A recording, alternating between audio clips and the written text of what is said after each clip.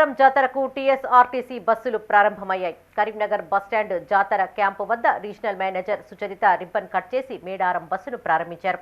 ఈ సందర్భంగా ఆమె మాట్లాడుతూ మహాలక్ష్మి పథకంలో భాగంగా మహిళలకు ఉచిత ప్రయాణ సౌకర్యం కల్పిస్తున్నట్లు తెలిపారు. కరీంనగర్ రీజియన్ నుండి 9 పాయింట్ల ద్వారా మేడారం జాతరకు బస్సులు వెళ్తాయని, ఈ అవకాశాన్ని సద్వినియోగం చేసుకోవాలని సూచించారు. ఈ కార్యక్రమంలో డిప్యూటీ రీజనల్ మేనేజర్లు భూపతి రెడ్డి, సత్యనారాయణ, డిపో మేనేజర్లు మల్లేశం, మల్లయ్య, ఇతర అధికారులు, సిబ్బంది పాల్గొన్నారు. కరీంనగర్ రీజియన్ నుంచి 850 బస్సులు ప్రత్యేకంగా నడిపించడం జరుగుతుంది. 7 పాయింట్లు కరీంనగర్ జిల్లాలోని 7 పాయింట్లు అంటే కరీంనగర్, హుస్నాబాద్, హుజురాబాద్, మంతెని, పెద్దపల్లి, గోదార్కని, ఎయిటింగ్ కాలనీ, ఈ 7 పాయింట్ల నుంచి ప్రత్యేకించి బస్సులు నడిపించడం జరుగుతుంది. ప్రతి పాయింట్లోనూ ప్రయాణికుల సౌకర్యార్థం వాళ్ళకి వెయిటింగ్ ఏరియా, మంచినీళ్ళ సౌకర్యార్థం కూడా వాళ్ళకి టాయిలెట్ ఫెసిలిటీస్ అన్నీ కూడా కల్పించడం జరుగుతుంది.